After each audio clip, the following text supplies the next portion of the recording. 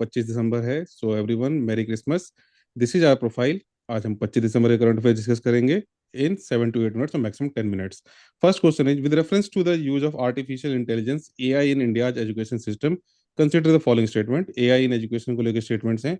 AI based personalised learning systems can dynamically adapt content based on a learner's performance and pace, कि आपके learning pace के according, आपके performance के according वो adapt कर लेगा। UNESCO advocates complete automation of teaching functions using AI to address teacher shortages. कह रहे कंप्लीट ऑटोमेशन कर दो टीचिंग का, ठीक है, यूजिंग एआई।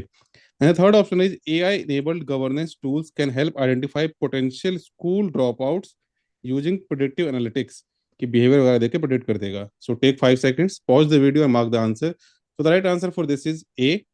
जो आपका सेकंड ऑप्शन है that is incorrect. Complete automation कैसे कर सकते हैं कि आप सबको, सारे टीचर्स को हटा दो और सब कुछ ऑटोमेट कर दो? That is not possible. UNESCO क्यों सजेस्ट करेगा ऐसा? ठीक है, at least that is not possible. ठीक है, सो 1 and 3 ठीक है, क्योंकि बिहेवियर वगैरह देख के आपका प्रिडिक्ट कर सकता है। आपको क्लास ही नहीं आ रहे, अटेंड नहीं कर रहे, टीचर को आप बदतमीजी कर रहे हो, इस तरह की चीजें देख के वो प्रिडिक्ट कर सकता है कि this person is going to be a drop out. Manufacturing is in news. So this is question related to manufacturing. So coming to the question number two, with reference to manufacturing slowdown in India, consider the following statement. First, a declining share of manufacturing in GDP despite rising per capita income is referred to as premature deindustrialization. Second, Dutch disease in the Indian context refers only to excessive dependence on natural resources, export crowding out manufacturing. Third, low technological upgrading in manufacturing can weaken wage growth even when industrial output expands. So pause करेंगे and mark करेंगे आप लोग answer. ठीक है, यहाँ पे आप देखोगे सेकेंड ऑप्शन पे, यहाँ पे आप देखोगे क्या लिखा है, only to excessive dependence on natural resources, यानी एक्सट्रीम स्टेटमेंट है। तो डच डिजीज जो इंडियन कॉन्टेक्स्ट में, ये सिर्फ आपके नेचुरल रिसोर्स पर डिपेंडेंट नहीं है। जो मैन्युफैक्चरिंग ग्रोथ हुआ है, जो सर्विस सेक्टर ग्रोथ हुआ है, जो आपके उसके कारण जो वेजेस की डिस्पैरिटी हुई है, वो भी डच डिजीज के तरफ इशारा करती है। तो आपका ये ऑप्शन क्या करेक्ट होगा? ए, 1 and 3। मतलब मल्टीपल फैक्टर्स हैं, सिर्फ एक यही फैक्टर नहीं है, excessive dependence on natural resources, जो ट्रेडिशनल सेंस में चीज बोला जाता है। ठीक है, so third question is, with reference to manufacturing, again manufacturing का क्वेश्चन है, मेंस के लिए भी इंपॉर्टेंट है आपका ये। इस साल आपके 4 लेबर लॉज भी आए हैं, तो इसलिए भी इंपॉर्टेंट है। पहला ऑप्शन है, manufacturing has historically been associated with employment led structural transformation in developing economies. ठीक है, तो ये इससे एसोसिएटेड है, एम्प्लॉयमेंट लेड स्ट्रक्चरल ट्रांसफॉर्मेशन से एसोसिएटेड है। The second option is, a declining share of manufacturing in GDP always always indicates a fall in absolute manufacturing output. ठीक है, ऑलवेज वाली चीज कह रहे हैं। Then third option is, technological stagnation and limited automation have constrained productivity growth in India's manufacturing sector, कि हमारी productivity stagnant है, हमने ऑटोमेशन वगैरह कम किया, टेक्नोलॉजी हमारे यहाँ उतनी ज़्यादा अपग्रेड नहीं हुई है। So pause the video, logical question है थोड़ा, and mark the answer. So again the second option is incorrect here, first and third are correct. आप अवेयर होंगे कि हम स्ट्रक्चर ट्रांसफॉर्मेशन होता है, एम्प्लॉयमेंट वगैरह बढ़ता है इसमें। थर्ड ऑप्शन भी सही है, टेक्नोलॉजी जो हमारे यहाँ उतनी नहीं है। एक तो ऑलेज वाली चीज यूजुअली हमेशा गलत होती है, एक तो ये हो गया। दूसरी चीज आपको समझना होगा कि जीडीपी का शेयर, मान लीजिए मैन्युफैक्चरिंग जो है, मैन्युफैक्चरिंग का शेयर जो जीडीपी में, वो अगर गिर भी रहा है, ठीक है, एज अ शेयर गिर रहा है, बट एब्सोल्यूट नंबर में बढ़ रहा है। ठीक है, तो इसका मतलब ये क्या हुआ कि आप, क्योंकि सर्विस सेक्टर बहुत ज्यादा बढ़ गया, जीडीपी बहुत बढ़ गया, जो साइज बढ़ रहा है मैन्युफैक्चरिंग का वो उतना नहीं बढ़ रहा है जितना सर्विसेज का बढ़ रहा है, तो उस केस में भी ये सिचुएशन हो सकती है। तो इसलिए ऑलवेज वाली चीज जो है वो इनकरेक्ट होगी। तो थोड़ा लॉजिक लगा के चलना है आप लोगों को। ठीक है, So coming to question number four, with reference to the pollution control vessel Samudra Pratap, consider the following statement. First, it is the first pollution control vessel indigenously designed and built for the Indian Coast Guard. Second, it is equipped with dynamic positioning capability to maintain precise position during pollution response operations.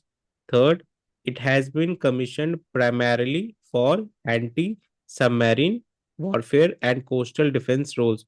So, question क्या है? How many of the statement given above are correct? तो pause करेंगे and mark करेंगे आप लोग answer.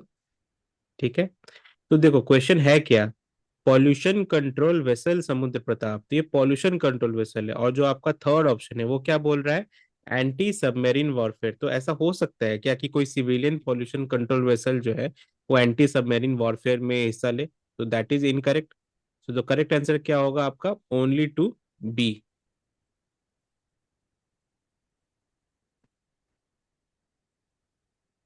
And fifth question of the day, with reference to quality council of India, UPSC ने इससे पास में भी क्वेश्चन पूछा हुआ है, तो पीवाई की इंस्पायर्ड क्वेश्चन है ये। Consider the following statement, QCI is a statutory regulator established under an act of parliament. QCI functions as an autonomous non-profit body under a public-private partnership model.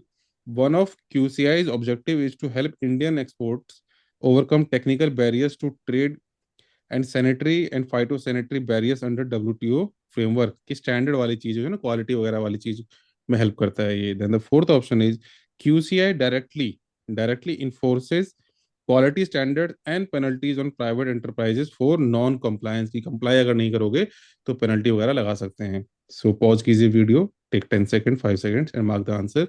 So the right answer for this is कि only two options are correct. First one is incorrect, ये statutory body नहीं है, this is not a statutory body, not a statutory regulator.